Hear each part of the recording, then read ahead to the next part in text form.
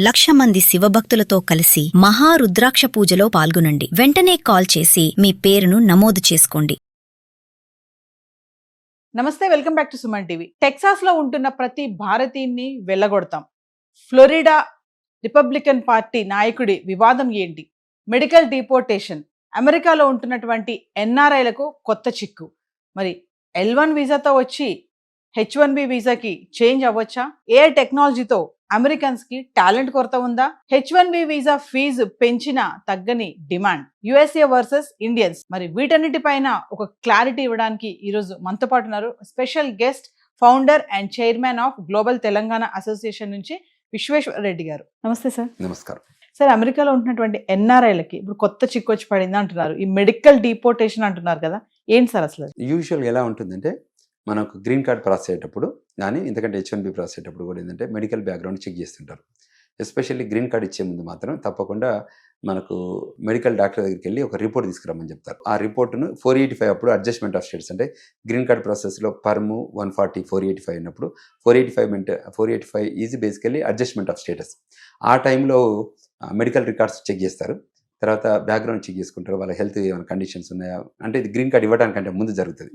So అక్కడ ఏదైనా concerns ఉండి దాని మేజర్గా ఇంపాక్ట్ ఉంటుంది అనుకుంటే దాని రకంగా యాక్ట్ చేస్తారు. అప్పుడు గ్రీన్ కార్డ్ క్యాన్సిల్ చేయడం కానీ, గ్రీన్ కార్డు రిలేటెడ్ ప్రాసెస్ని ఆపేయడం కానీ ఉంటుంది. అంటే ప్రాపర్ మెడికల్ రికార్డ్స్ లేవనుకోండి, మేజర్ కన్సర్న్స్ ఉంటే గ్రీన్ కార్డ్ ఇవ్వరు. సో కాకపోతే 98% ఇండియన్స్కి ఏమి ఇబ్బంది ఉండదు. ఈ ఇండియన్స్ పీపుల్ చాలా అంటే హెల్తీ కాన్షియస్ పీపుల్ కదా, సో పెద్ద దాని మీద ఇష్యూ లేదు. కానీ జనరల్ సెట్టింగ్ ఇన్ మెక్సికో వాళ్ళైతే మనలాగా అంత లాంగ్ ఏజ్ సర్వైవబిలిటీ ఉండదు. సో అక్కడ కొంచెం కన్సర్న్స్ ఉన్నాయి. బట్ ఓవరాల్గా పిక్చర్గా చూస్తే ఇమిగ్రేషన్లో గ్రీన్ కార్డ్ ప్రాసెస్లో ఎక్కువ మేజర్ ఈ చూస్తారు మెడికల్ రికార్డ్స్. రెగ్యులర్గా కూడా చూస్తుంటారు. ఇప్పుడు కాకపోతే ఏంటంటే వాళ్ళకి బ్యాక్గ్రౌండ్ చెక్ అని అంటారు కదా, ఆ బ్యాక్గ్రౌండ్ చెక్లో భాగంగా చాలా చెక్స్ చేస్తున్నారు. చెక్స్ అండ్ బ్యాలెన్సెస్ చేసి వాళ్ళకే గ్రీన్ కార్డ్ ఇస్తున్నారు. H1B ప్రోగ్రామ్కి అంత సీరియస్నెస్ ఉంటుంది కానీ, బట్ గ్రీన్ కార్డ్ ఇచ్చే ముందు మాత్రం చాలా వెరిఫై చేసుకుంటారు. ఒకసారి గ్రీన్ కార్డ్ ఇచ్చిన తర్వాత మళ్ళీ అంత సీరియస్గా పట్టించుకోరు until and unless you engage in big subject అయితే తప్ప. ఒక ఎన్ఆర్ఐని డిపోర్ట్ చేయాలి అంటే ఏముండాలి సార్? రీజన్స్ ఏముంటాయి? అంటే F1 మీద వచ్చారా, H1 మీద వచ్చారా, గ్రీన్ కార్డ్ మీద వచ్చారా, న్యాచురల్ సిటిజన్షిప్ వచ్చారా, వచ్చాక వాళ్ళు చేస్తున్న వయలేషన్స్ ఏంటి. సో యూజువల్గా ఏంటంటే ఈ CBP ఆఫీసర్స్ కానీ, ఐస్ ఆఫీసర్స్ కానీ వ్యాలిడేట్ చేస్తుంటారు. ఎక్కడన్నా ర్యాండమ్గా వెళ్తే చెక్ చేస్తారు, మీరు ఏంటి మీ ఇమిగ్రేషన్ స్టేటస్ ఏంటి, మీరు ఏంటంటే వాళ్ళు చెప్పాల్సి వస్తుంది. మీ ఐడి అడుగుతారు, ఐడి చూసుకుపోయి వాళ్ళు కంప్యూటర్లో ఎంటర్ చేస్తే మొత్తం హిస్టరీ వస్తుంది. సో అటువంటిది సిచ్యువేషన్లో కొద్దిగా గైడెన్స్ తీసుకోవాలని మేము విజ్ఞప్తి చేస్తున్నాం, ఎందుకంటే అది ఇంపార్టెంట్ ఇన్ లైఫ్లో, కెరీర్లో. బట్ మేజర్గా ఏంటంటే ఏదైనా ఇన్ఫర్మేషనల్ సేకే, అంతేగాని రియాలిటీ వేరే ఉంటుంది, భిన్నంగా ఉంటుంది. మామూలుగా అంటే ఎన్ఆర్ఐ అంటే ఇంకా సెటిల్ అయిపోయారు, వాళ్ళకి ఎటువంటి ప్రాబ్లమ్స్ ఉండవు, ఇంకా వాళ్ళని ఎవరు టచ్ చేయరు అని అంటా ఉంటారు కదా సార్. మరి ఎన్ఆర్ఐస్ వేరు, పర్మనెంట్ రెసిడెంట్ వేరు, సిటిజన్షిప్ వేరు. అంటే అందులో వేరియస్ పీపుల్. కంట్రీ కొత్తగా వచ్చిన వాళ్ళకి ఒక రకంగా ఉంటుంది ఐడియాలజీ. కంట్రీకి వచ్చాక కొద్ది రోజులకి గ్రీన్ కార్డ్ వస్తుంది, వేరే ఐడియా ఉంటుంది. కంట్రీకి వచ్చాక గ్రీన్ కార్డ్ వచ్చాక సిటిజన్షిప్ అప్లై చేసుకుంటారు, వాళ్ళకి వేరే ఐడియాలజీ ఉంటుంది. సో అందులో ఎక్కడ వాళ్ళు ఫిట్ అవుతారు అన్న దాన్ని బట్టి వాళ్ళు యాక్ట్ చేస్తుంటారు. సో మనం వాళ్ళకే ప్రాపర్ గైడెన్స్ ఇచ్చి, అమ్మ మీరు ఈ స్టేటస్లో ఉన్నారు, మీకు ఇంత ఫ్యూచర్ ఉంది అది చెప్తే వాళ్ళు కూడా వింటారు. It's not major in drug dealing, it's not major in human బాడీలో ఇంజురీ, అటువంటివి కావు కదా.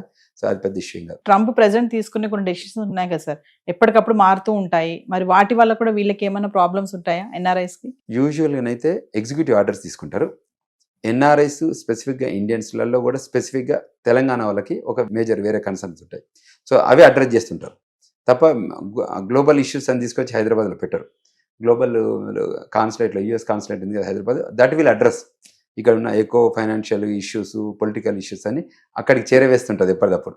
So that's the reason. ఇది ఇప్పుడు వీళ్ళ హాస్పిటల్కి వెళ్ళినప్పుడు డీటెయిల్స్ ఇస్తారు కదా సార్, ఏదైతే డీటెయిల్స్ ఉంటాయి, నేమ్ కానీ ఇవన్నీ కూడా డైరెక్ట్ ఐసీకి వెళ్ళిపోతాయి అని చెప్పేసి కూడా అంటున్నారు. అలా కూడా ఈ మెడికల్ డిపోర్టేషన్ చేయొచ్చు దీనివల్ల కూడా అని అంటున్నారు సార్. మరి అంటే యూజువల్గా they have every right to deport, there is no second to it if they validate. ఇప్పుడు మనం ఇక్కడికి వెళ్తుంటే ట్రాఫిక్లో కానిస్టేబుల్ మనం పట్టుకోవాలని డిసైడ్ చేసినాక మనం తప్పించుకోవడానికి ఏం లేదు, మనం ఏం చేయాలన్నా చేసుకొని ముందు బయటకు రావడం తప్ప. సో ఇన్ సిమిలర్ లైన్స్లో ఇది కూడా అలాగనే ఉంటుంది. ఈ మెడికల్ డేటా ఏదైతే ఉంటుందో సార్, అదంటే డిపోర్టేషన్కి ఆ డేటా లింక్కి బేస్ అయి ఉంటుందా? ఉండదు, కానీ ఈ మధ్య లింక్ చేస్తున్నారు. ఒకప్పుడు లేదు, ఒకప్పుడు అసలు డేటానే లేదు. ఇప్పుడు డేటా క్రియేట్ అయింది, సాఫ్ట్వేర్ కంటెంట్ క్రియేట్ అయింది, తర్వాత ఆర్టిఫిషియల్ ఇంటెలిజెన్స్ టూల్స్ వచ్చాయి, వచ్చేసరికి గవర్నమెంట్ కూడా దాన్ని సీరియస్గా తీసుకోవాలి కాబట్టి ఆ యాంగిల్లో చేస్తుంది. అంటే ఎందుకు సార్, అంటే ట్రంప్ అందరినీ వెనక్కి పంపించే ప్రక్రియ మొదలు పెట్టాడు కాబట్టి అందులో భాగం అనుకోవచ్చా ఇవన్నీ? ట్రంప్ ఎవరిని కూడా వెనకకు పంపట్లేదు. Clarity for the record purposes. Trump ప్రపంచంలో ఉన్న వాళ్ళ దగ్గర నుంచి ప్రపంచ దేశాల వాళ్ళకి 2 ఆఫర్లు ఇస్తున్నాడు. మీ దేశాల్లో మీ దగ్గర టాలెంట్ ఉందా అని అడుగుతున్నాడు. You have extraordinary talent, please do come to the United states. లేదు, మా దగ్గర టాలెంట్ లేదు. Do you have money, treasure, talent treasure ఉందా అని అడిగే. సో ట్రెజర్ కూడా ఎలా ఉంటుందంటే మీకు ఫైనాన్షియల్ న్యూ మనీ అన్నట్టు, అంటే మనీ లాండరింగ్ రిలేటెడ్ లేకపోతే ఇటువంటి అన్టాక్స్డ్ పెయిడ్ డబ్బు అడగరు, ట్యాక్స్ పెయిడ్ మనీ కావాలి. సో ఆ యాంగిల్లో EB-5 ప్రోగ్రాంలో వాళ్ళు వెరిఫై చేసుకుంటారు.